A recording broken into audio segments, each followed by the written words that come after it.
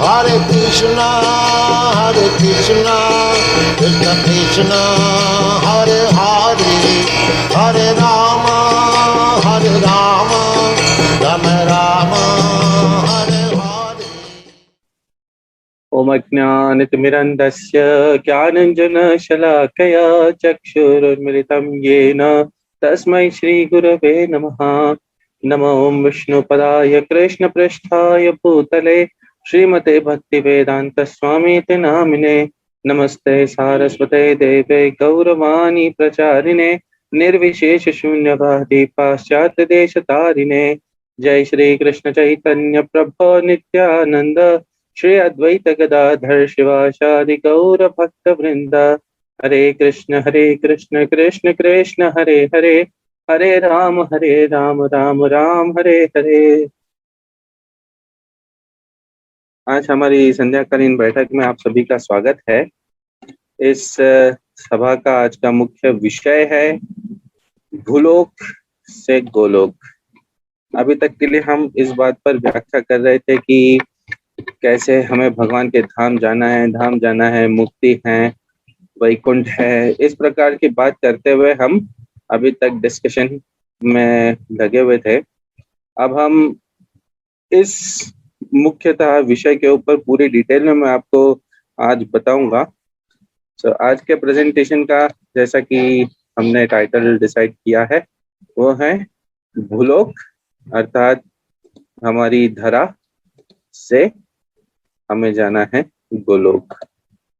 और इसी विषय के ऊपर आज पूरी तरीके से डिटेल में हम डिस्कशन करेंगे। सबसे पहले हम बात कर रहे हैं कि क्रिएशन हुआ कैसे, कैसे ये पूरी समग्र सृष्टि को बनाया गया, क्या प्रोसेस था। पूरे डिटेल में इसमें मैं नहीं जा सकता हूं क्योंकि श्रीमद् भागवत का दूसरा स्कंद इसके पूरे अंदर के अंदर की डिटेल में जाता है। किस प्रकार से 24 प्रकार के तत्वों को बनाया गया, 24 प्रकार के तत्वों से फिर जीव को बनाया गया, और कौन से एकदम सटल एलिमेंट्स थे। अगर आपको जानना है तो आप अवश्य ही श्रीमद् भागवत के दूसरे स्कंद को, तीसरे स्कंद को और 5वें स्कंद को पढ़ सकते हैं।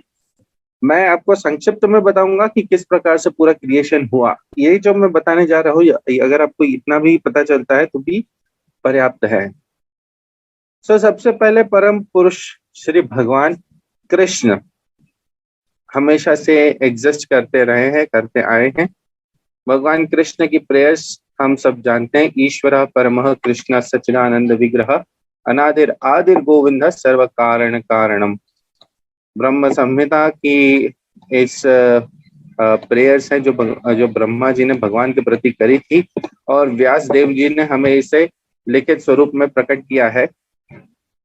इस श्लोक के अंदर स्वयं ब्रह्मा जी ये बात की व्याख्या करते हुए बता रहे हैं, हमें ही बताते हैं। ऐसा नहीं है कि वो केवल भगवान की स्तुति ही कर रहे हैं, परंतु इन सभी स्तुतियों से हमें खुद को पता चलता है कि वास्तविक स्थिति क्या है, कैसी है। और यहीं पे हमें ब्रह्मा जी खुद होकर के बता रहे हैं कि भगवान कृष्ण जो स्वरूप गोविंद का है, उस गोविंद स्वरूप में भगवान अपनी सच्चिदानंद स्वरूप में हमेशा से एग्जिस्ट करते आए, और वही सभी कारणों के कारण हैं। और मुख्यतः अगर हम देखें कि एकमात्र जो कोई कारण है वो भगवान स्वयं है, कृष्ण है। और इसी प्रकार से ब्रह्मा जी ने हमें बात डिक्लेयर करके बताई है कि कृष्ण साक्षात प्रेजेंट रहे हैं, इनके पहले कोई नहीं था, अर्थात यही सभी के कारण है। और यहीं से ही सारा एक्सपेंशन या सारा क्रिएशन हुआ है भगवान कृष्ण से।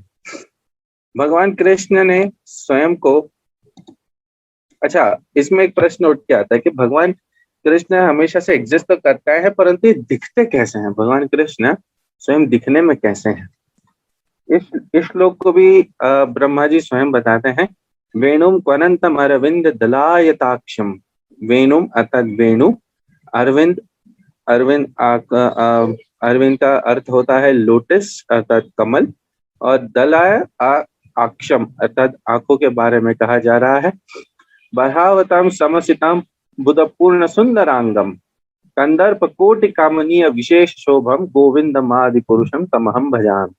भगवान कृष्ण कैसे दिखते हैं, क्या करते हैं, इसके बारे में बताते हुए ब्रह्मा जी बताते हैं कि मैं उन भगवान गोविंद की पूजा करता हूँ, उन्हें अपने दंडवत देता हूँ, जो नित्य अपनी बांसुरी बजाते रहते हैं। उनकी आंखें एकदम कमल के समान खिली हुई बड़ी बड़ी सी सुंदर सी आंखें हैं, जैसे कि किसी कमल की एक पत्ती हो। जिन्होंने अपने सर पे, अपने मुकुट पे, या हम जो पगड़ी पहनते हैं उस पर जिन्होंने मोर का पंख धारण किया हुआ है, जिनकी जिनकी जो कांति है, जिनका जो स्वरूप है, वो एक सुंदर से मेघ के समान है। और उनका जो ये स्वरूप है, जिसमें उनका जो रंग है, उनका जो शारीरिक रंग है, वो किसी एक सुंदर से मेघ के समान है। और सुंदर सी आंखें हैं, अपना पीतांबर धारण करते हैं, बांसुरी बजाते हैं, वैजयंती की माला पहनते हैं। इतने सुंदर दिखने वाले भगवान की व्याख्या ब्रह्मा जी इस प्रकार से करते हैं कि ये वो हैं जिन्होंने कंदर्प कोटि, अर्थात कोटि कोटि कामदेव क्यूपिड को भी अट्रैक्ट कर रखा है, वो भी अपनी सुंदरता से इन्होंने मोहित कर रखा है। इतने सुंदर दिखने वाले भगवान कृष्ण हैं। यही है जो सभी कारणों के कारण है, जो प्रथम पर्सनालिटी है। और ये रहते कहाँ पर है? कृष्ण रहते कहाँ पर है? चिंतामणि प्रखर सत्मशु कल्प वृक्षा लक्षा हृदेशु सुरभिर अभिपालयन्तम लक्ष्मी सहस्त्र शत संभ्रम सेव्यमानम गोविंदम आदि पुरुषम तमहम भजामि। ब्रह्मा जी आगे इसी प्रेयर को कंटिन्यू करते हुए कहते हैं कि मैं उन भगवान गोविंद की पूजा करता हूँ जो सभी कारण के कारण है, जो सबसे प्रथम पर्सनालिटी है, जो करते क्या है, जो गौ का पालन करते हैं, गौ चराते हैं, इसलिए उनका नाम गोपाल है। वह उस जगह पे रहते हैं जहाँ जो धाम अपने आप में चिंतामणि कहलाता है। चिंतामणि धाम अर्थात आपके मन में जितनी भी डिजायर्स होती हैं, इच्छाएं होती हैं, ये वो धाम है जो इन सभी इच्छाओं को पूरा कर देता है। यहाँ पर जो धाम बना हुआ है वो कई सारे अलग अलग जेम से बना हुआ है, ज्वेलरी से बना हुआ है, गहनों से बना हुआ है। जैसे भगवान के धाम में हीरा, सोना, मोती, चांदी, ये सब कुछ ऐसे ही पड़ा रहता है, मिल जाता है, उसके लिए किसी को अलग से प्रयत्न करने की आवश्यकता नहीं पड़ती है। यहाँ पर ये सारी वस्तुएं अपने आप से ही हमेशा रिसाइड करती रहती हैं। भगवान का धाम इस प्रकार से बताया गया है कि भगवान का धाम दिव्य है। वहां पर किसी व्यक्ति को किसी प्रकार की अगर कोई इच्छा होती है, तो वो इच्छा मात्र उसके मन में होने से भगवान का जो धाम है उसे अपने आप पूरा कर देता है। भगवान का धाम भगवान से भिन्न नहीं होता। इसलिए यह बताया जाता है कि हम अगर जब भगवान के धाम में भी जाते हैं, जैसे आप वृंदावन में यहाँ पर विजिट करने भी जाएंगे, तो वृंदावन धाम और भगवान कभी भी अलग नहीं होते हैं।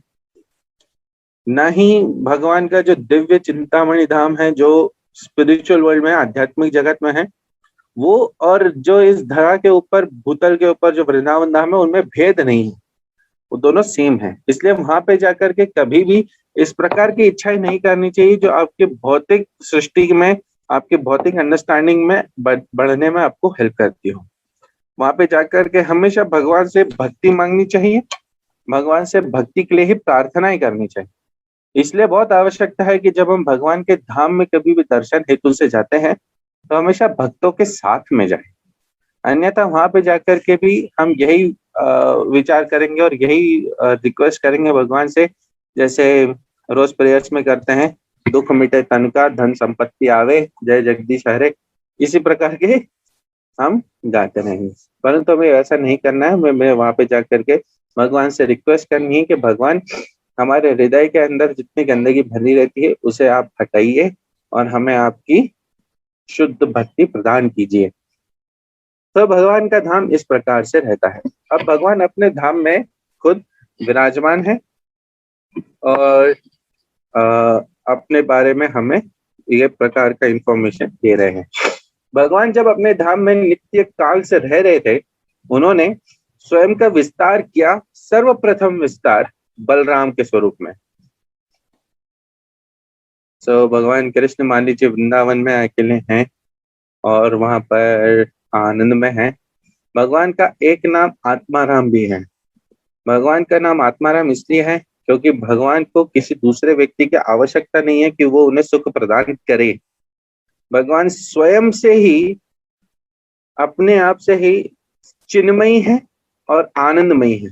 उनको बाहर से किसी व्यक्ति की आवश्यकता नहीं होती है कि वो मुझे सेवा करेगा तो जाकर के मुझे आनंद मिलेगा। नहीं, भगवान हमेशा से स्वयं से ही पूर्ण आनंदमयी है। परंतु भगवान का एक स्वभाव ये भी है कि वो आनंद देना चाहते हैं और इसीलिए वे दूसरे जीवों को प्रकट करते हैं ताकि वे उनके साथ में लीलाएं कर सके, क्रीड़ाएं कर सके और अपने स्वरूप अर्थात आनंद देने वाले स्वरूप को भी साध्य कर सके। इसलिए वे स्वयं का विस्तार करते हैं। चैतन्य चरितामृत का श्लोक हमें बताता है, आज का ये जो पूरा सेशन है इसमें हम श्रीमद् भागवत और चैतन्य चरितामृत और भगवत गीता को रेफर करते हुए हमारी जितनी अंडरस्टैंडिंग से हम उन्हें समझने का प्रयत्न करेंगे। चैतन्य चरितामृत कहती है, सर्व अवतारी कृष्ण स्वयं भगवान तहार द्वितीय देह श्री बलराम। अर्थात सभी अवतारों के जो स्रोत है भगवान कृष्ण स्वयं श्री भगवान है और इन्हीं का जो दूसरा स्वरूप है या दूसरा देह है वो है श्री बलराम का। कृष्ण और बलराम में भेद केवल और केवल रंग का है, इसके अतिरिक्त और कोई भेद नहीं है। जैसे कृष्ण के अंदर जितने प्रकार के पुरुषार्थ अवेलेबल होते हैं वह सभी बलराम जी में ऑलरेडी अवेलेबल होते हैं। अब देखिए, कृष्ण ने स्वयं को बलराम जी के स्वरूप में विस्तृत कर दिया है, विस्तार कर दिया है स्वयं का। अब बलराम जी से ही बाकी के सारे जितने अवतार होते हैं बलराम जी से होकर के आते हैं। ये बात हमें यहाँ पे समझ में आती है। बलराम जी का ये जो स्वभाव है, बलराम जी हमेशा भगवान की सेवा में नित्य लगे रहते हैं और यही बलराम जी का अपना एक पोजीशन है जहाँ पर अगर हम बलराम जी से रिक्वेस्ट करते हैं तो बलराम जी हमें भी भगवान की सेवा प्रदान करते हैं। जब हम हरे कृष्ण महामंत्र का जाप करते हैं, हरे कृष्ण कृष्ण कृष्ण हरे हरे, हरे राम राम राम हरे हरे, तो ये जो राम है, हरे राम, ये राम भगवान राम को संबोधित नहीं करता है, ये राम संबोधित करता है बलराम जी को। जो कृष्ण स्वयं भगवान है यही राम के स्वरूप में अवतरित होते हैं, तो इसलिए इनका नाम अलग से राम नहीं कहा जाता है। जो कृष्ण, जब हम कृष्ण कह देते हैं हरे कृष्ण में, तो कृष्ण से कृष्ण और राम अर्थात भगवान के सभी प्रकार के स्वरूप अपने आप से काउंट होते हैं। और इसी प्रकार से जब हम हरे राम कहते हैं तो राम से बलराम जी संबोधित होते हैं और हरे से श्रीमती राधा रानी संबोधित होती हैं। यहाँ पर हमें दो तत्व मिलते हैं महामंत्र में, एक है सेवा का तत्व और एक है प्रेम का तत्व। सेवा का तत्व बलराम जी है जो कि हमें सेवा प्रदान करते हैं और हरे अर्थात श्रीमती राधा रानी है जो भगवान की प्रेम स्वरूपा है। भगवान का प्रेम हमें श्रीमती राधा रानी के स्वरूप में मिलता है। ये जो बलराम जी हैं ये भगवान की सेवा के स्वरूप में होते हैं और भगवान के अलग अलग विस्तार के समय में अलग अलग प्रकार के स्वरूप धारण करते हैं। जैसे जब भगवान को महाविष्णु स्वरूप में कहीं पे मान लीजिए लेटना है, गर्भोदक्षाई विष्णु है, शिरोदक्षाई विष्णु है, हम आगे समझेंगे इन्हें भी। तो भगवान को अगर विष्णु स्वरूप में कहीं पर भी रहना है तो भगवान के विष्णु स्वरूप को हमेशा हम देखते हैं कि वे अनंत शेष के ऊपर विराजमान होते हैं। जब भगवान विष्णु स्वरूप में होते हैं अर्थात कृष्ण विष्णु स्वरूप लेते हैं, तब यही बलराम जी अनंत शेष का स्वरूप धारण करते हैं और अनंत शेष के स्वरूप में भगवान के रेस्ट करने के लिए स्वयं को इस प्रकार का स्वरूप प्रकट करते हैं। इसी प्रकार से जब भगवान कृष्ण राम अवतार धारण करते हैं, राम स्वरूप में आते हैं, तब यही बलराम जी लक्ष्मण स्वरूप में आते हैं। और जब श्री भगवान चैतन्य महाप्रभु के स्वरूप में अवतरित होते हैं तो यही बलराम जी नित्यानंद प्रभु के स्वरूप में अवतरित होते हैं। केवल यही नहीं, अभी तो भगवान की सेवा में प्रयोग की जाने वाली प्रत्येक वस्तु बलराम जी का ही एक विस्तार होता है। जैसे हम भगवान के आनंद के लिए जब कीर्तन करते हैं, तो वो कीर्तन के लिए हम मृदंग प्रयोग करते हैं, करताल प्रयोग करते हैं। ये दोनों वाद्य यंत्र भी बलराम जी का विस्तार है। जहां जहां कृष्ण की सेवा हो रही है, जिस जिस वस्तु से हो रही है, वो सभी बलराम जी का अपना एक विस्तार है।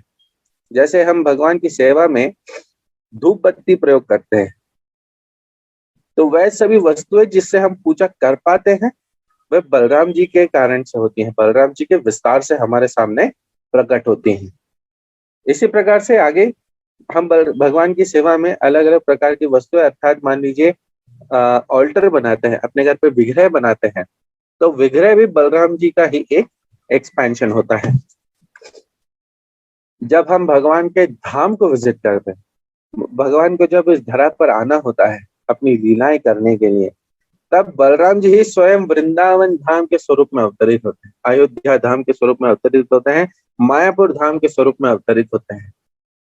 क्योंकि बलराम जी के बिना भगवान कृष्ण कहीं जाते नहीं है, क्योंकि बलराम जी भी भगवान के बहुत ही नित्य प्रिय हैं। और इसी प्रकार से बलराम जी भी हर कहीं यह मौका ढूंढते रहते हैं कि कैसे मैं भगवान की सेवा कर सकूं।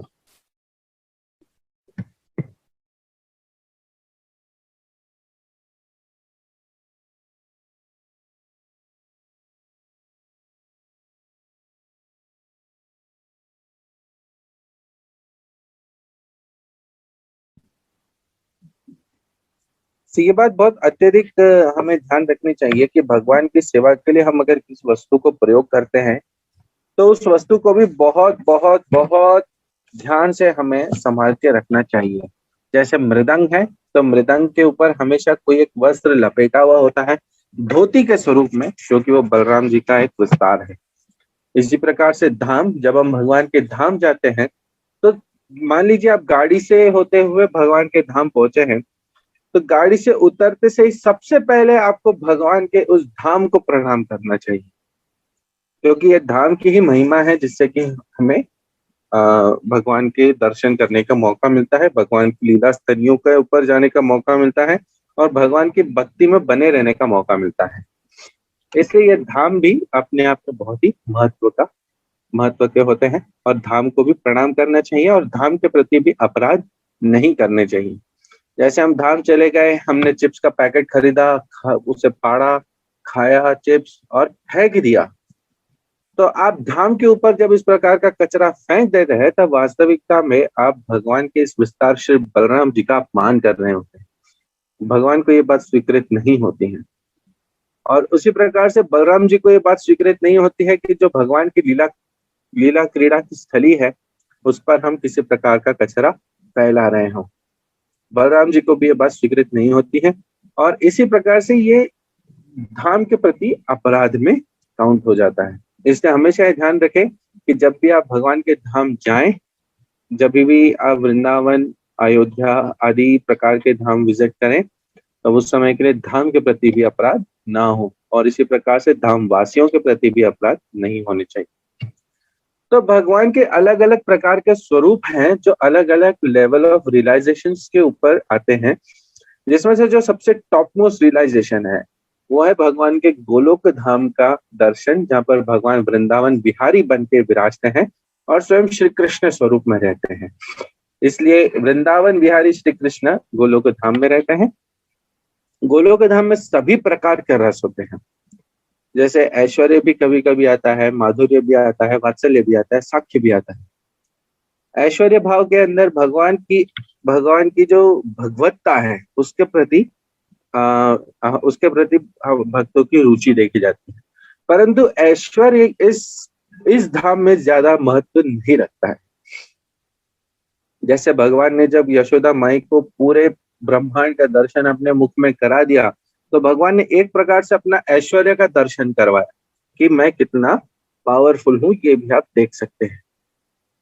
परंतु यशोदा माई ने जब पूरे ब्रह्मांड का दर्शन कर लिया, और ये लीला के बाद में जब वापस से जाग करके उठी, बेहोश हो गई थी, जाग करके उठी, तो उन्होंने सोचा कि नहीं नहीं, मैं ही कुछ गलत सपना देख रही होंगी, ऐसा नहीं हो सकता, ये तो मेरा छोटा सा बालक है। ये भगवान की माधुरी है, अर्थात भगवान की माधुर्यता है कि व्यक्ति का प्रेम भगवान के ऐश्वर्य से भी ज्यादा प्रबल होता है।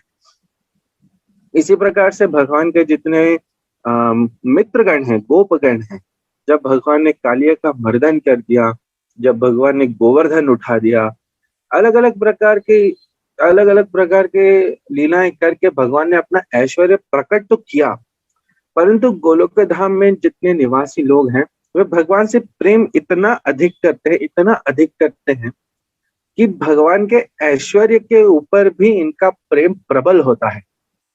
और वे हर बार यही देखते हैं कि अरे नहीं नहीं, ये तो अपना बालक है, अपना भाई है, अपना मित्र है, ये इतने अति मानवीय कार्य इसलिए कर रहा है क्योंकि इसके ऊपर भगवान विष्णु ने कुछ आशीर्वाद कर रखे हैं, वरना ये तो अपना एक छोटा सा नॉर्मल सा बालक है, और फिर से खेलने में मग्न हो जाते हैं। और यही भाव भगवान को बहुत ज्यादा पसंद आता है, बहुत ज्यादा आनंद देता है, जहाँ पर जो नित्य प्रेम है वो प्रेम ही हमेशा शाश्वत बना हुआ रहता है। ऐसा नहीं होता है कि भगवान का ऐश्वर्य कहीं पर अधिक हो जाए। भगवान का ऐश्वर्य भगवान प्रकट करते हुए भी उनके प्रेम के वश अधीन होते हैं। गोलोक धाम के वृंदावन विहारी श्री कृष्ण हाईएस्ट प्रकार का रियलाइजेशन होता है जो हम कर पाते हैं। उसके नीचे अंतर्गत स्थल पर आता है भगवान का मथुरा विहार का दर्शन, यहाँ पर भगवान मथुरा विहारी बन करके घूमते हैं। यहाँ पर कहीं ना कहीं ऐश्वर्य थोड़ा सा मिश्रित होता है, परंतु फिर भी भक्तों के बीच में भाव ज्यादा प्रेम का ही पाया जाता है।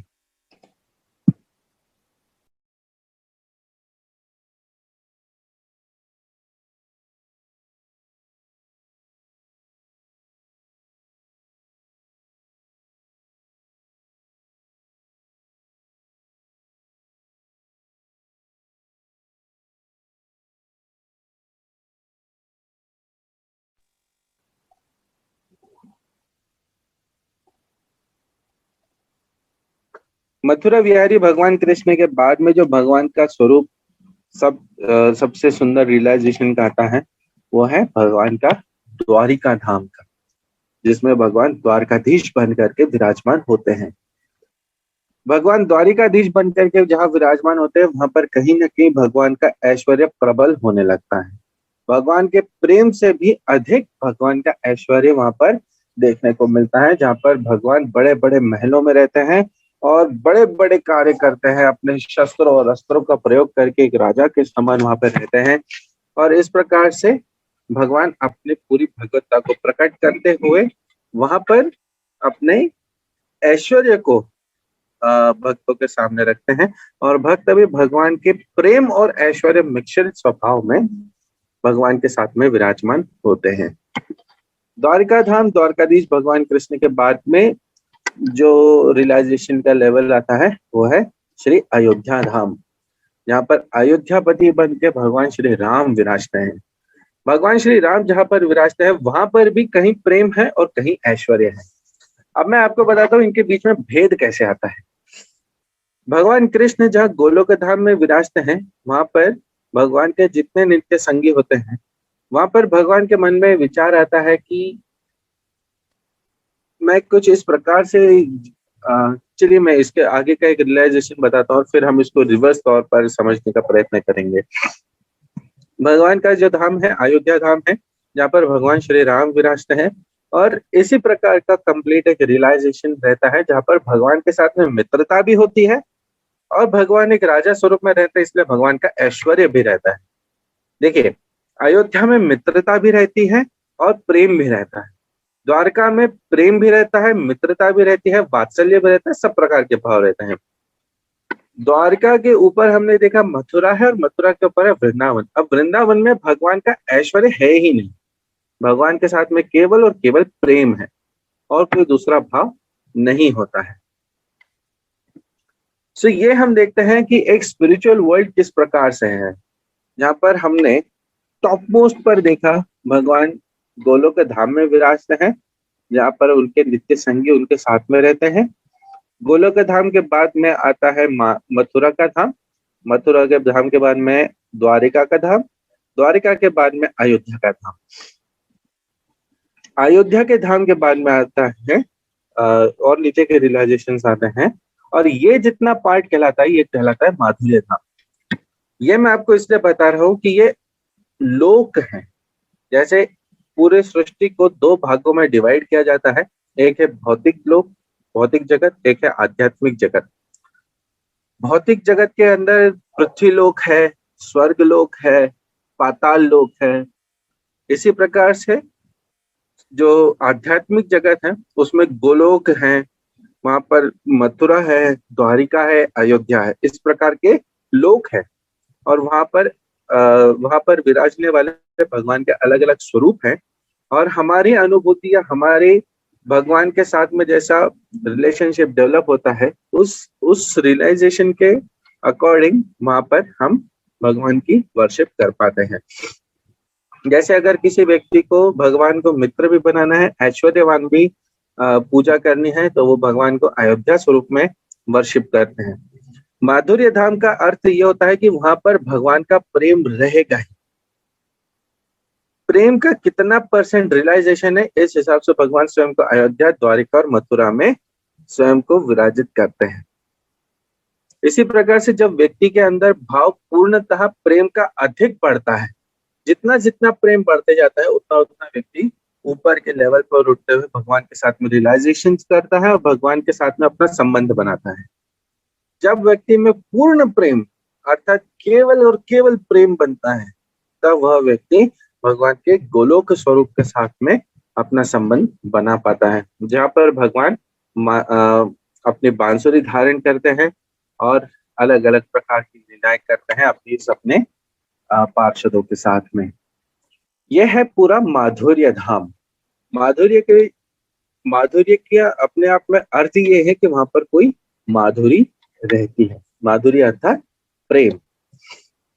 उसके बाद में जो रियलाइजेशन आता है वो है श्री वैकुंठ धाम का।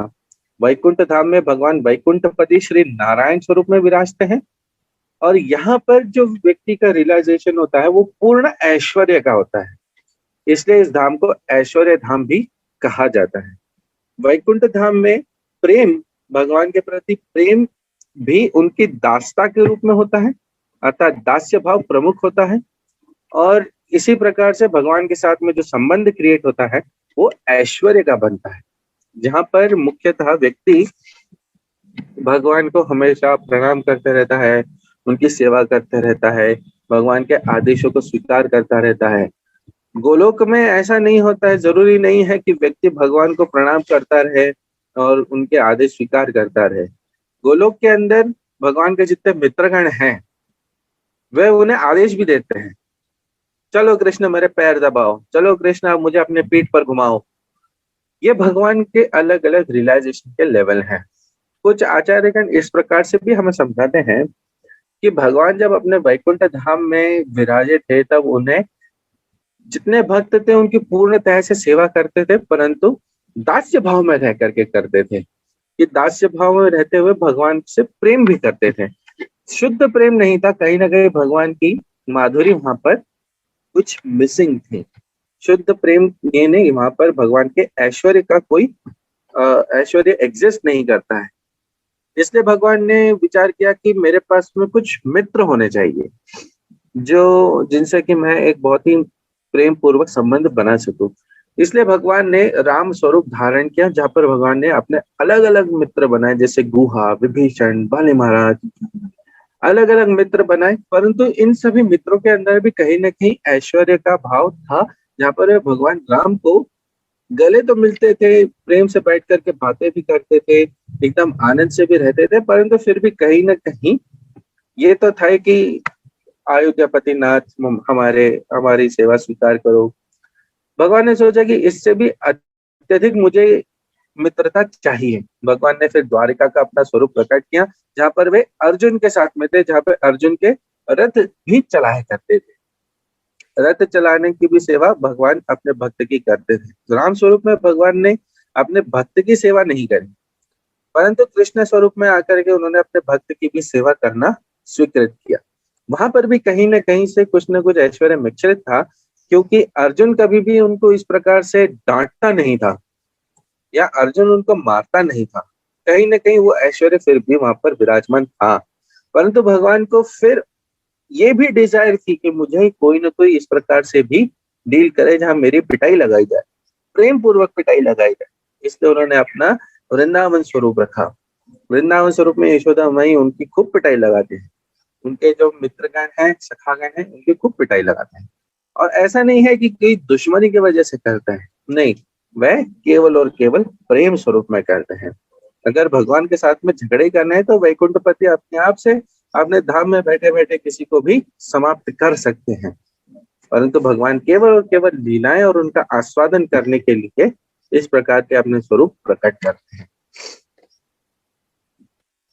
तो हम समझते हैं कि जो पूर्ण तरीके से भगवान का निज धाम है, अर्थात जो पूरा पूरा आध्यात्मिक जगत है, वह इस प्रकार से डिवाइडेड है, जहां पर माधुर्य धाम आता है और ऐश्वर्य धाम आता है। माधुर्य धाम में हमने देखा गोलोक वृंदावन है, द्वारिका है और अयोध्या है। और इसी प्रकार से भगवान का ऐश्वर्य धाम है, जहां पर वैकुंठ लोक है। वैकुंठ लोक में भगवान स्वयं नारायण स्वरूप में विराजते हैं। अब वैकुंठ लोक में अलग अलग प्लैनेट्स हैं, ग्रह हैं, अलग अलग लोक हैं, जहाँ पर भगवान के अलग अलग अवतार हैं, उनका विस्तार है। अगर आप मेरा कर्सर देख सकते हैं तो देखिए कि जहां मेरा कर्सर है वहां पे आप देख सकते हैं नरसिंह देव का फोटो है, जहां पर बौद्ध भगवान का फोटो है, वराह का फोटो है, मीन अवतार का फोटो है। इसका अर्थ ये आता है कि भगवान के वैकुंठ लोक में इस प्रकार के भगवान के अवतार भी रहते हैं। यहाँ पर नरसिंह देव या बौद्ध या मीन अवतार, वामन अवतार, शुक्र अवतार, परशुराम अवतार, ये सभी भगवान के अवतार हैं जो वैकुंठ धाम में आते हैं, क्योंकि इन सभी में भगवान ने अपना ऐश्वर्य प्रदान रख के स्वयं की लीलाओं को प्रकट किया है। अब इसके आगे का एक बहुत सुंदर सा पॉइंट आता है जो हम समझने का प्रयत्न करते हैं। भगवान शिव की क्या पोजीशन है? जब हम पिछले सेशन में थे तब हमने डिस्कस किया था कि भगवान शिव स्वयं अलग अलग स्वरूपों में रह करके भगवान की ही भक्ति करते रहते हैं। भगवान शिव उसी प्रकार से एग्जिस्ट करते हैं जैसे दूध में कुछ हम मिश्रित कर दे तो दही बन जाता है।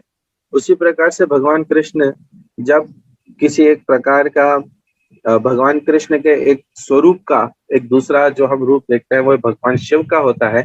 जो कृष्ण जिस प्रकार से पूर्ण सच्चिदानंदमयी, आनंदमयी, पूर्ण एक माधुरी का एक पूरा धाम है और स्वरूप है, उस स्वरूप में या उस धाम में हल्का सा कुछ मिश्रण किया जाए तो शिव का स्वरूप आता है। भगवान शिव दो स्वरूप में विराजते हैं।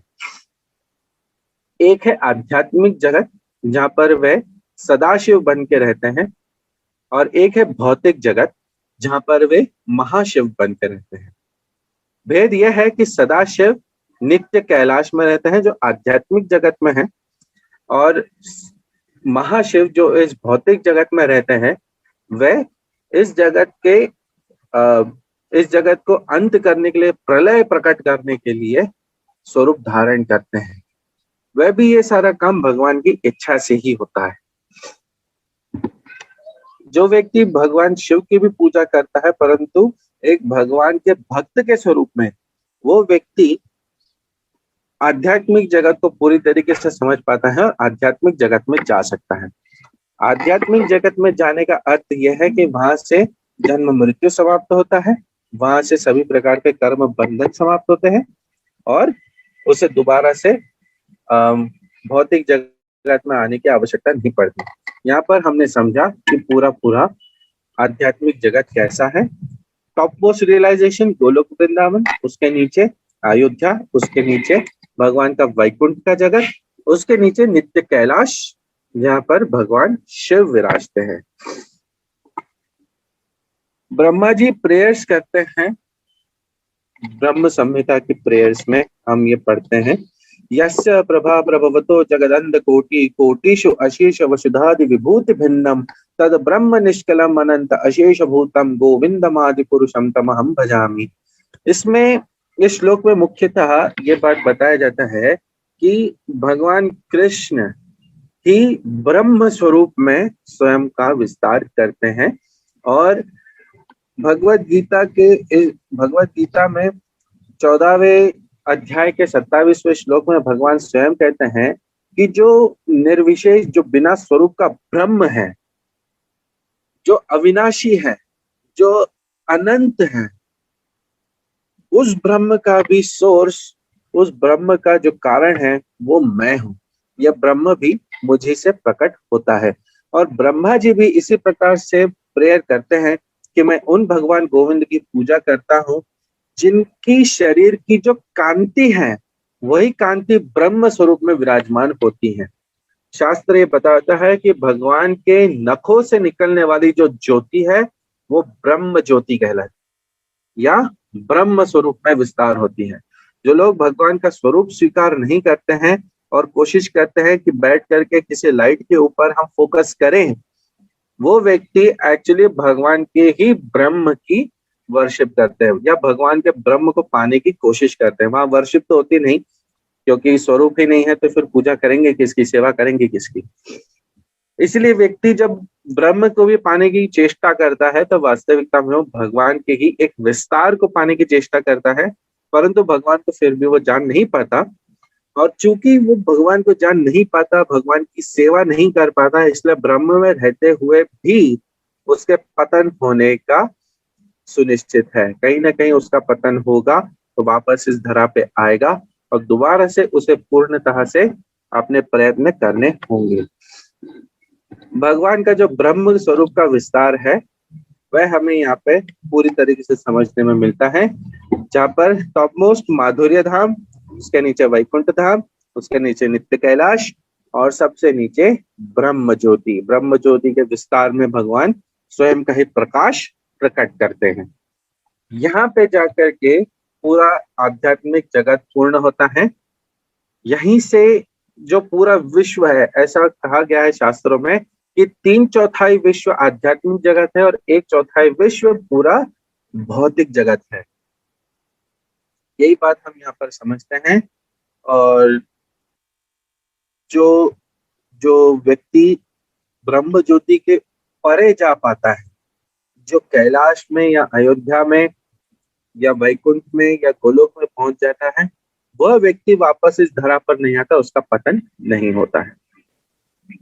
इस प्रकार से भगवान ने अपने आप को प्रकट करते हुए अलग अलग लेवल ऑफ रियलाइजेशंस सबके सामने प्रकट किए, जहां पर जो व्यक्ति भगवान के स्वरूप को स्वीकार नहीं करते हैं या भगवान के प्रति ये मानते हैं कि भगवान एक ब्रह्म स्वरूप में है, एक लाइट स्वरूप में है और एक स्वरूप में, मतलब एक पर्सनल, एक व्यक्ति के स्वरूप में एग्जिस्ट नहीं करते हैं, वे भगवान के ब्रह्म स्वरूप में वर्शिप करते हैं। कहीं ना कहीं चूंकि जीव का स्वभाव ये है कि जीव भगवान का नित्य दास है, वह इस स्वरूप को एक्सेप्ट नहीं कर पाते हैं और चूंकि वह इस स्वरूप को एक्सेप्ट नहीं कर पाते हैं, इसलिए ब्रह्म ज्योति से दोबारा से नीचे गिर जाते हैं, इस धरा पर आ जाते हैं।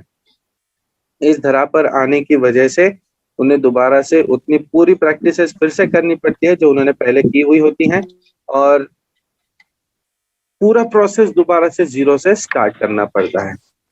परंतु इसी के ऊपर का एक धाम है जहाँ पर नित्य कैलाश आता है, जहाँ पर लोग भगवान शिव को कृष्ण के भक्त के स्वरूप में पूजा करते हैं, वह इस नित्य कैलाश तक पहुंच पाते हैं। उसके ऊपर वैकुंठ जगत आता है जहाँ पर भगवान के ऐश्वर्य प्रधान होने का भाव है और उसके ऊपर माधुर्य धाम आता है जहाँ पर भगवान का माधुरी अर्थात भगवान का प्रेम प्रधान है, भगवान के ऐश्वर्य से भी ज्यादा। अब प्रश्न आता है जीव का क्या, हम कैसे विस्तृत हुए हैं।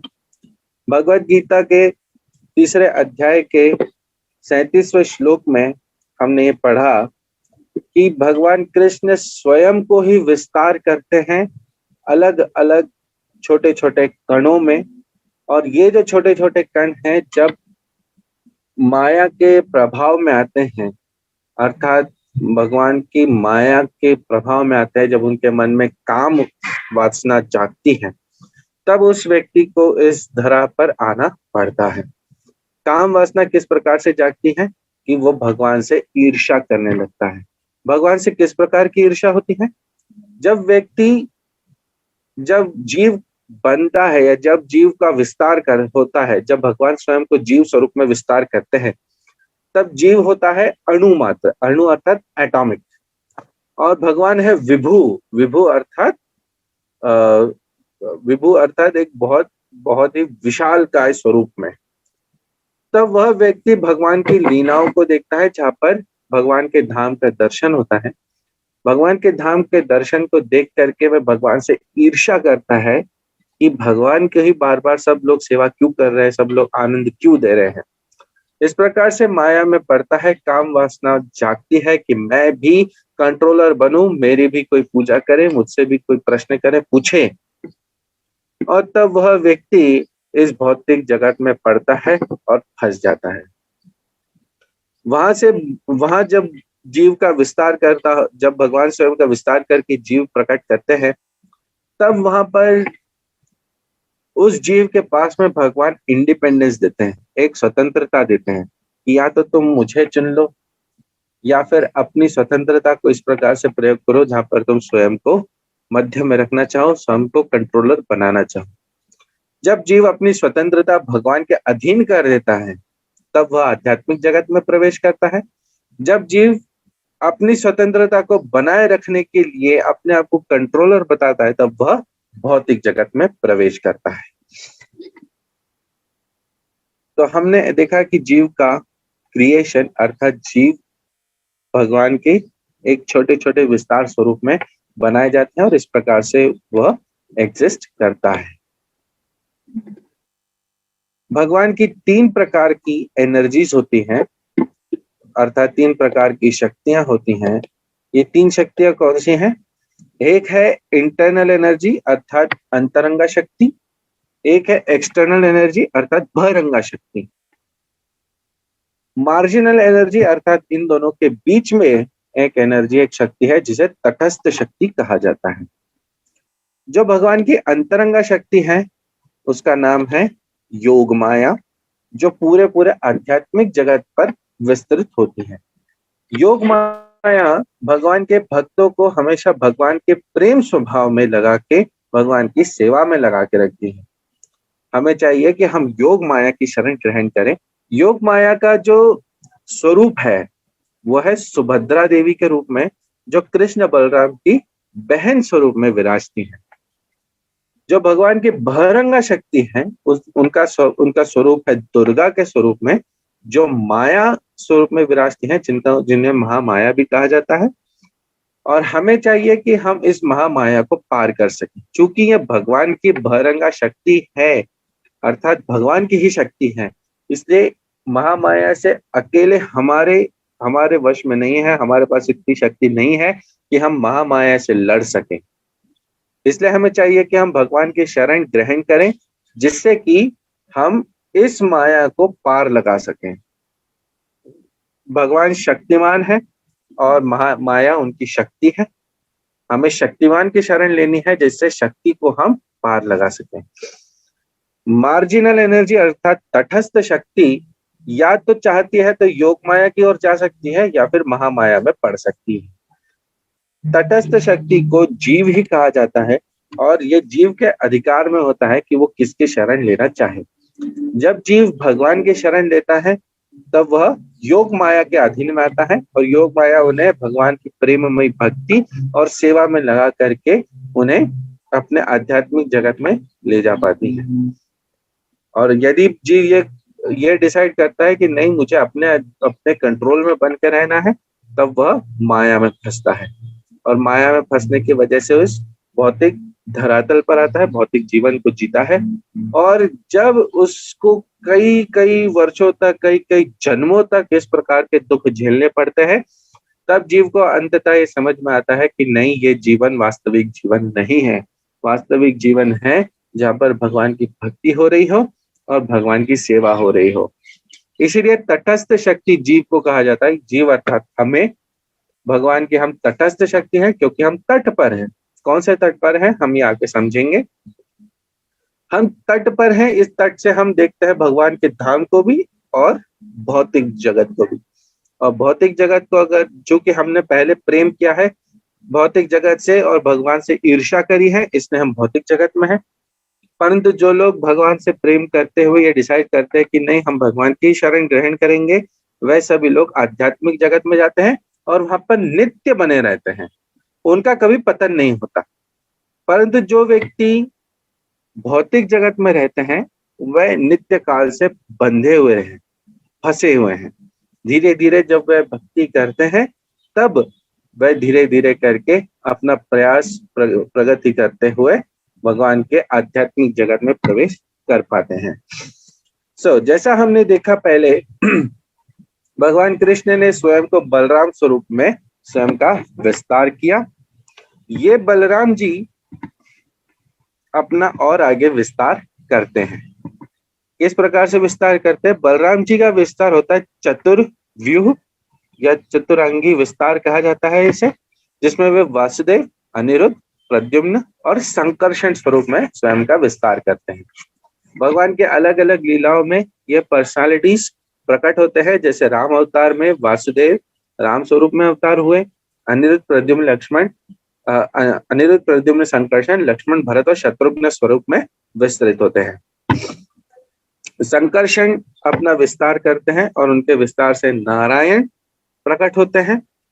नारायण फिर से अपना विस्तार करते हैं, जिससे वापस से एक चतुरांगी विस्तार कहा जाता है, जो वसुदेव, प्रद्युम्न, अनिरुद्ध और संकर्षण ही कहलाता है। और यही संकर्षण जब स्वयं का विस्तार करते हैं तब महाविष्णु प्रकट होते हैं। महाविष्णु को कारणोदक्षाई विष्णु भी कहा जाता है। आप देखिए कृष्ण से विस्तार हुआ बलराम का और बलराम से विस्तार होते हुए महाविष्णु प्रकट होते हैं। विष्णु तीन प्रकार के होते हैं, एक है महाविष्णु, दूसरे गर्भोदक्षाई विष्णु, तीसरे हैं क्षीरोदक्षाई विष्णु। इनके बारे में हम और आगे जानते हैं। कृष्ण से बलराम और बलराम जी से अंततोगत्वा महाविष्णु प्रकट हुए। महाविष्णु को कारणोदक्षाई विष्णु कहा जाता है। कारणोदक्षाई विष्णु कारण सागर में विराजमान होते हैं, कारण सागर में लेटते हैं। जैसे हम सांस अंदर लेते हैं बाहर लेते हैं, तब कहीं ना कहीं हमारे शरीर पर पसीना क्रिएट होता है और पसीने की बूंदें क्रिएट होती हैं हमारे हाथों पर, पैरों पर आदि शरीर के अलग अंगों पर। इस पसीने को जब हम झड़कते हैं तब हमारे शरीर में थोड़ी ठंडक बनती है। भगवान के शरीर में इस प्रकार से पसीना क्रिएट नहीं होता है, परंतु जब महाविष्णु श्वास अंदर लेते हैं बाहर छोड़ते हैं, अंदर लेते हैं बाहर छोड़ते हैं, तब अनंत कोटि ब्रह्मांड उनमें वापस समा जाते हैं और अनंत कोटि ब्रह्मांड उनमें से बाहर आते हैं। जो आप ये फोटो देख रहे हैं आपकी स्क्रीन पर, उसमें देखिए कि भगवान विष्णु के पास में आपको बहुत सारे बबल्स देखने को मिल रहे होंगे, बहुत सारे बुलबुले देखने को मिल रहे होंगे। ये जो बुलबुले हैं ये वास्तविकता में कोटि कोटि ब्रह्मांड हैं, जो भगवान महाविष्णु से या कारणोदक्षाई विष्णु से उनके शरीर में से बाहर निकल रहे हैं अथवा अंदर जा रहे हैं। जो बिग बैंग थ्योरी है, जिससे प्रयास किया जा रहा है कि क्रिएशन को समझा जाए, वो वास्तविकता में कहीं ना कहीं कारणोदक्षाई विष्णु के तत्व को समझने का प्रयास कर रहे हैं। क्योंकि बिग बैंग ही ये कहता है कि एक ऐसी एनर्जी है जो ग्रेविटी की है, जिसमें सारा ब्रह्मांड एक साथ जाके अंदर समा जाता है और जब बिग बैंग का विस्तार होता है तब फट करके अलग अलग कोटि कोटि ब्रह्मांड प्रकट हो जाते हैं। ये जो बिग बैंग थ्योरी है ये उस तत्व को ढूंढने की कोशिश कर रहा है जो भौतिक नहीं है, अर्थात आध्यात्मिक है। और चूंकि हम किसी न किसी आध्यात्मिक इंस्ट्रूमेंट से इसको ढूंढने का प्रयास कर पा रहे हैं, इसलिए ये एक्सपेरिमेंट वर्षों से चलते हुए भी आज तक फलीभूत नहीं हो पाया है। क्योंकि कारणोदक्षाई विष्णु को यदि किसी को जानना है तो उसे भक्ति मात्र से जानना होगा या शास्त्र मात्र से जानना होगा। ये फोटो आपने देखा होगा, रामानंद सागर जी इनका प्रयोग करता है श्री कृष्णा सीरियल में। अगर आप उनके डिस्क्लेमर को अच्छे से पढ़ते हैं तो आपको पता चलेगा कि उन्होंने बहुत बहुत धन्यवाद दिया है भक्ति वेदांत बुक ट्रस्ट को। भक्ति वेदांत बुक ट्रस्ट प्रभुपाद जी की पुस्तकों का संपादन करता है और उन्हीं से ही कॉपीराइट के परमिशन लेकर के उन्होंने इस पिक्चर को यूज किया था, जहां पर उन्होंने श्री कृष्ण को स्वरूप को दिखाया था। भगवान कृष्ण ने स्वयं का इस प्रकार से विस्तार किया है कारुण्यदक्षाय विष्णु के स्वरूप में। अब ये जो कारुण्यदक्षाय विष्णु है, ये विराजते कहाँ है? उस सागर को कहा जाता है कारण सागर। और ये कारण सागर आध्यात्मिक जगत और भौतिक जगत के बीच में आता है। जैसे हमने ऊपर वाला जो फोटो है उसमें हमने देखा पूरे आध्यात्मिक जगत को, और इसके नीचे जो एक बुलबुला बना हुआ है बड़ा सा, उसे मानिए कि वो भौतिक जगत है। उसकी डिटेल में आपको बताऊंगा। कारण सागर इन दोनों के बीच में आता है, जहाँ पर भगवान कारुण्यदक्षाय विराजते हैं। और यही जो कारण सागर है वास्तविकता में तट है आध्यात्मिक और भौतिक जगत के बीच का। और यहीं पर से ही जीव का विस्तार होता है, अर्थात भगवान स्वयं को विस्तार करते हुए जीव स्वरूप में प्रकट होते हैं। और यहीं से जीव या तो आध्यात्मिक जगत जाऊं या भौतिक जगत जाऊं, इसका डिसीजन लेता है। इसीलिए इसे तट कहा गया है। और चूंकि हमारा जो विस्तार हुआ यहाँ हुआ है, इसलिए हमें तटस्थ कहा जाता है। और तटस्थ शक्ति के स्वरूप में हमें शास्त्र बताता है। इस कारण सागर से डिसाइड करते हैं हम कि हमें भगवान से प्रेम करना है या भगवान से ईर्ष्या करना है। और चूंकि हम इस भौतिक जगत में हैं, इसलिए ये कंफर्म है कि हमने भगवान से ईर्ष्या ही करी है, भगवान से प्रेम नहीं किया है। तो हमने देखा कि कृष्ण से इस प्रकार से विस्तार होते हुए बलराम जी, और बलराम जी से महाविष्णु होते हैं। ये महाविष्णु स्वयं का विस्तार करते हैं गर्भोदक्षाय विष्णु। गर्भ, उदक एंड शाई, इस प्रकार से पूरा नाम है गर्भोदक्षाय विष्णु।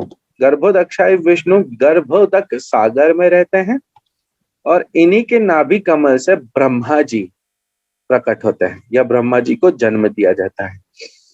भगवान गर्भोदक्षाय अर्थात गर्भ अर्थात नाभ, गर्भ अर्थात जिस प्रकार से माता गर्भ धारण करती है, उसी से ये शब्द आया है।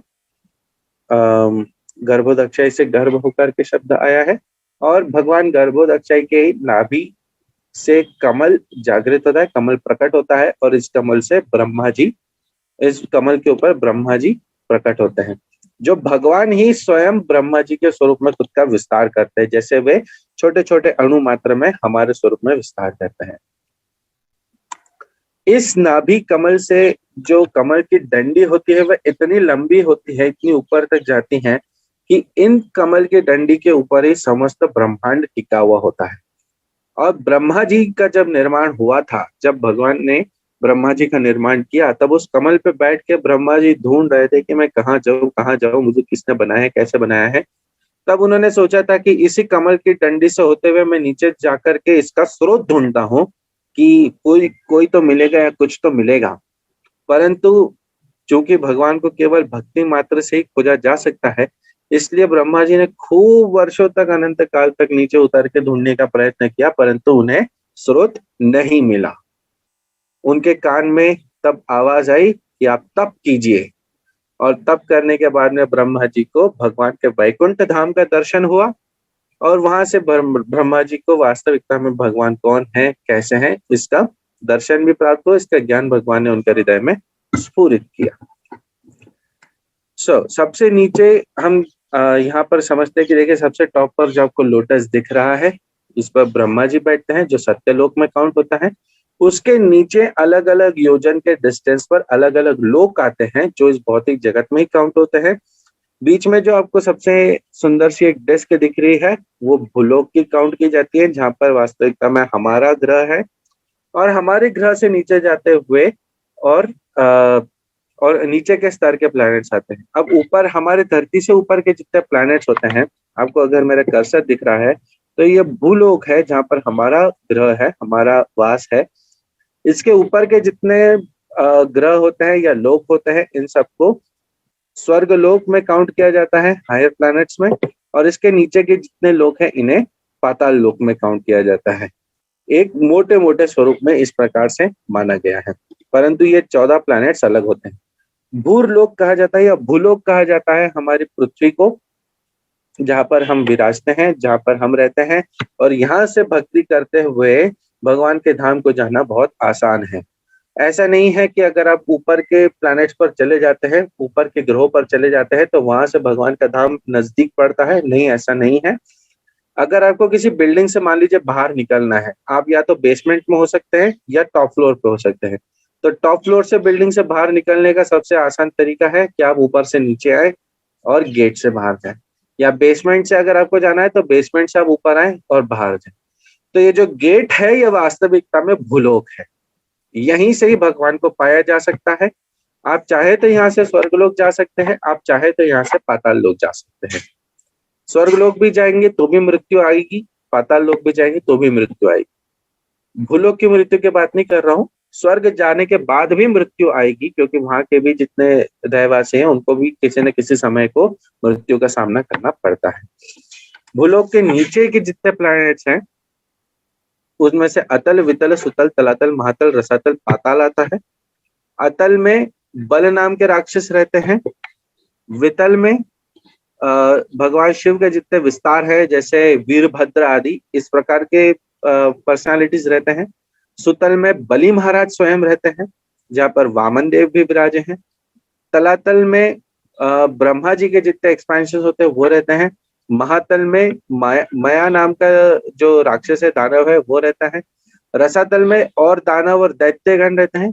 और फिर पाताल लोक में जहाँ पर भीम पहुंचे थे वहां पर नागलोक के वासी रहते हैं। भीम ने वहीं पे जाकर के ही अमृत पान किया था, जिससे भीम को 10,000 हाथियों का बल आया था। इस पाताल लोक के भी नीचे जाकर के 28 प्रकार के नर्क आते हैं। जो जीव जिस प्रकार के कर्म करता है उस प्रकार से उसे वहां पर पनिशमेंट दी जाती है। भूलोक के ऊपर के जो प्लैनेट्स आते हैं उनमें से भूवरलोक, स्वर्गलोक, महरलोक, जनलोक, कपोलोक और सत्यलोक आता है। भूलोक के ऊपर भूवरलोक आता है जहां पर राक्षस और भूत प्रेत गण आदि रहते हैं। स्वर्गलोक में सभी प्रकार के देवी देवता गण रहते हैं। महरलोक में भृगु ऋषि रहते हैं और उनके जितने साथी हैं वो वहां पे रहते हैं। जनलोक में जनलोक में ब्रह्मा जी के मानस पुत्र रहते हैं। कपोलोक में सभी प्रकार के तपस्वी साधु गण रहते हैं और वहां पे रह करके भी वे भगवान की ही तपस्या हेतु से भक्ति करते हैं। और सत्यलोक में स्वयं ब्रह्मा जी विराजते हैं। ब्रह्मा जी का जो प्लैनेट है उसे सत्यलोक कहा जाता है। और इस प्रकार से ये पूरा प्लैनेटरी सिस्टम बनता है। इस प्रकार से पूरे ग्रहों का एक सिस्टम बनता है जिससे कि एक ब्रह्मांड माना गया है।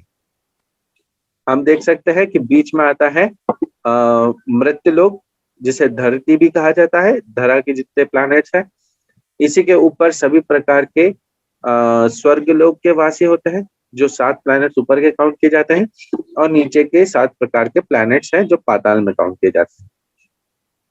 भगवान गर्भोदक्षाई के नाभि कमल से भगवान गर्भोदक्षाई के नाभि से जो कमल निकलता है उस पर ब्रह्मा जी बैठते हैं।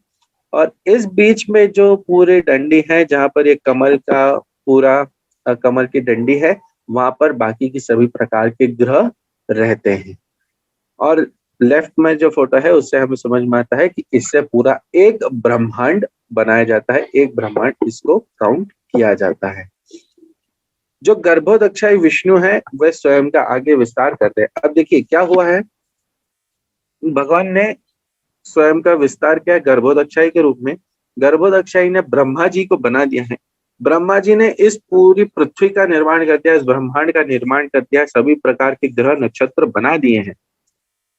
परंतु अभी भी इसमें जो जीव है वो नहीं है, और जो जीव है उसके अंदर शक्ति नहीं है, उसमें चेतना नहीं है।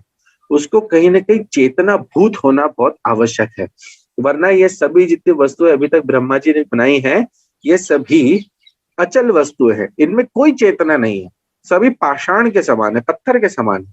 तो इन सब में सभी जीवों में चेतना प्रकट करने के लिए या चेतना देने के लिए भगवान स्वयं गर्भोदक्षाई अपना विस्तार करते हैं शिरोदक्षाई विष्णु में। शिरोदक्षाई विष्णु हमारे हृदय में परमात्मा स्वरूप में विराजते हैं और हमें चेतना भूत करते हैं।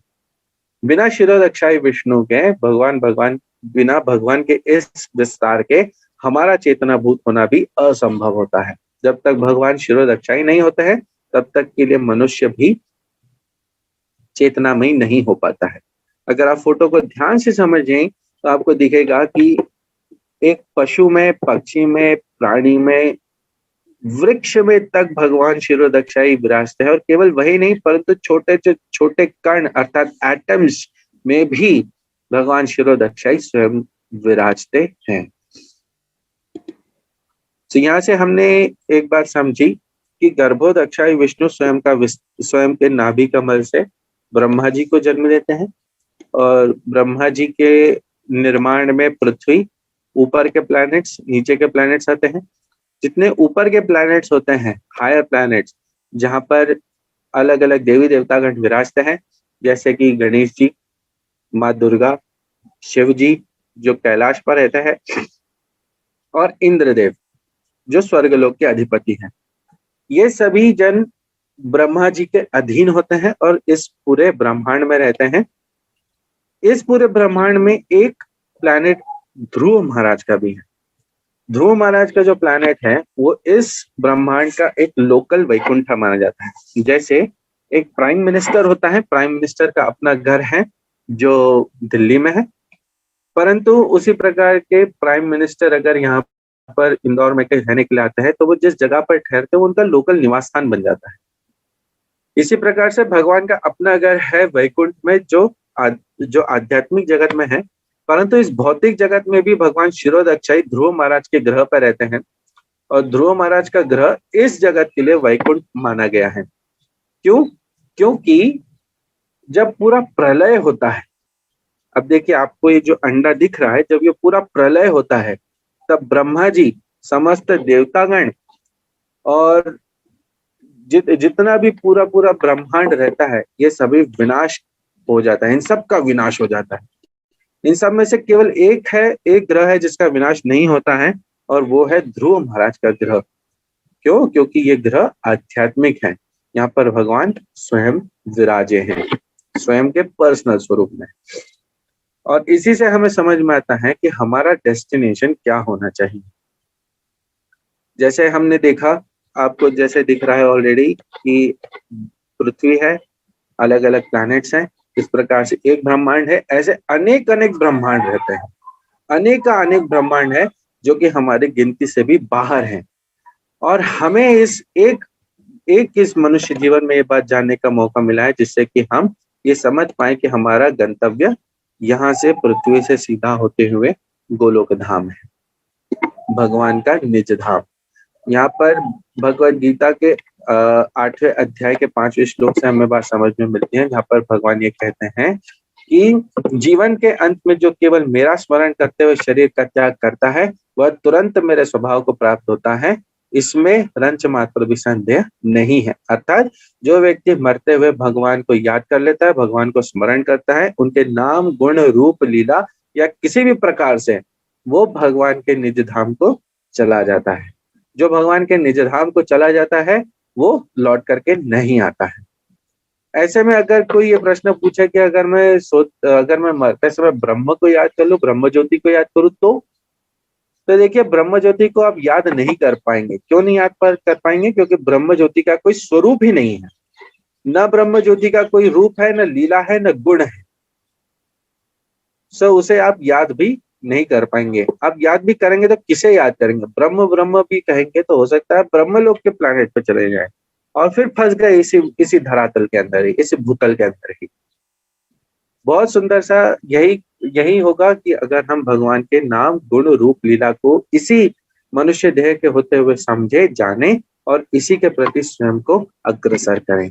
जब व्यक्ति इस प्रकार से भगवान की भक्ति में लगते हैं, तब वो इस धरातल से या इस भूतल से होते हुए भगवान के निज धाम गोलोक तक चले जाते हैं।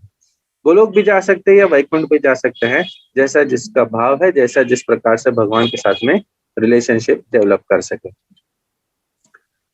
जब प्रोसेस क्या है, अगर हम ये बात समझने का प्रयत्न करें कि क्या प्रोसेस है जिससे कि व्यक्ति भगवान के धाम को जा सकता है, तो चैतन्य चरितामृत के मध्य लीला में भगवान ये बात समझाते हैं सनातन गोस्वामी को, और तब ये बात वे स्वयं कहते हैं, ब्रह्मांड भ्रमित कौन भाग्यवान जीव, गुरु कृष्ण प्रसाद पाए भक्ति लता बीज।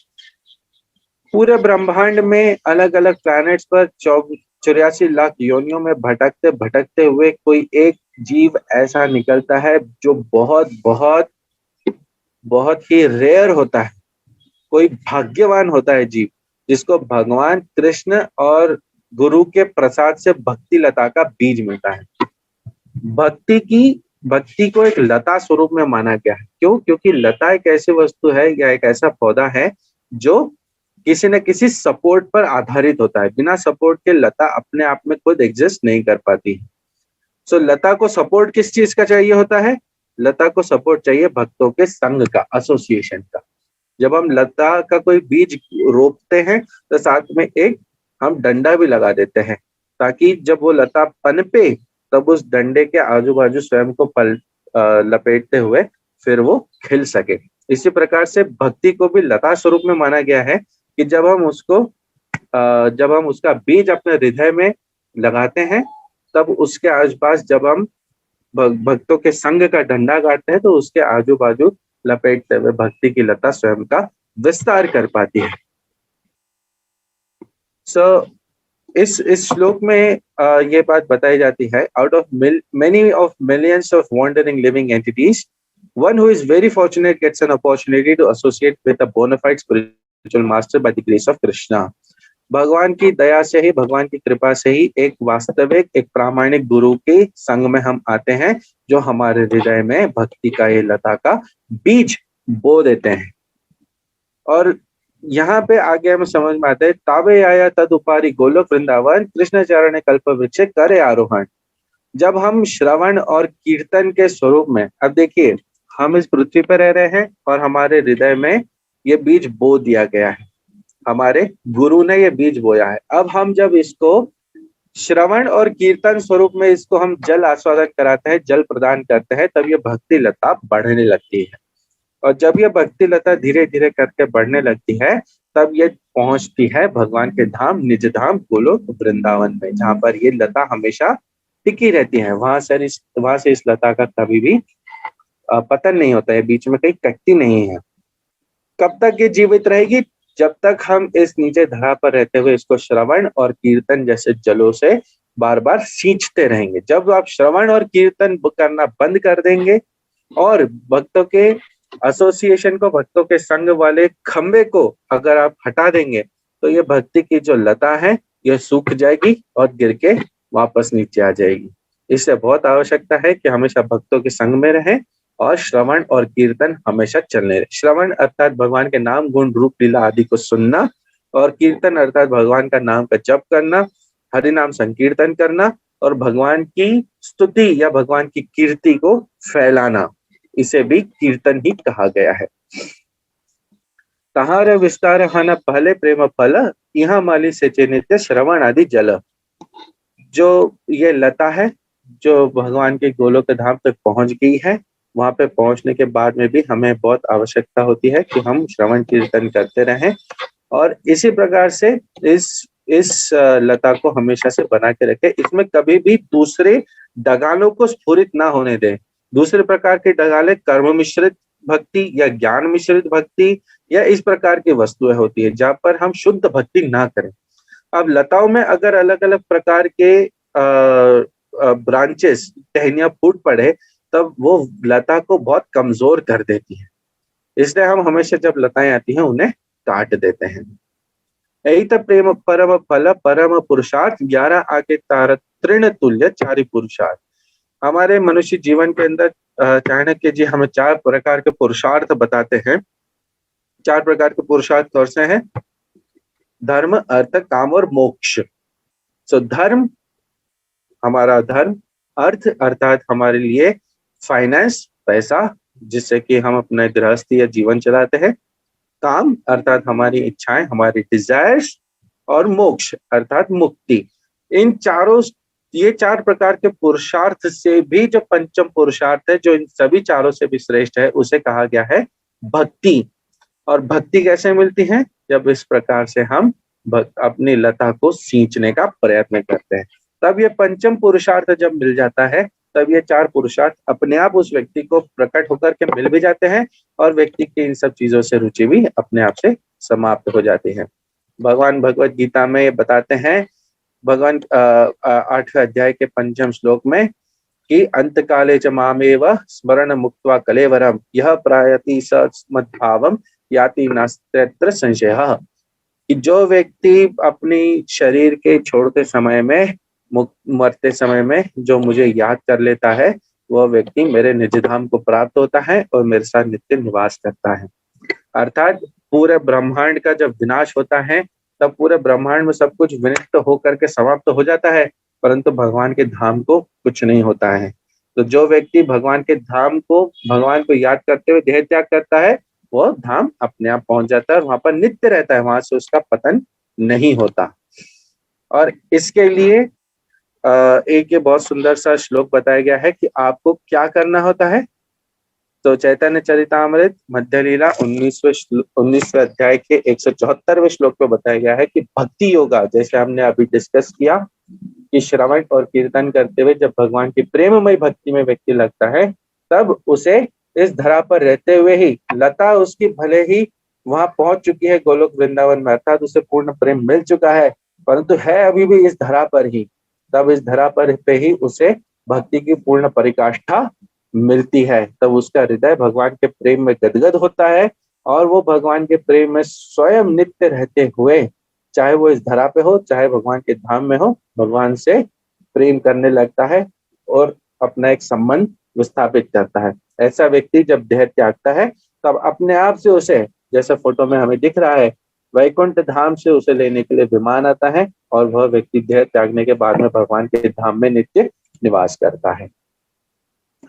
यहाँ से हमें बात समझ में आती है कि हमें नित्य श्रवण और कीर्तन करते रहना चाहिए, भगवान के भक्तों के संग में रहना चाहिए, जिससे कि हमारी भक्ति की जो लता है भगवान के धाम, निज धाम गोलोक वृंदावन तक पहुंच सके।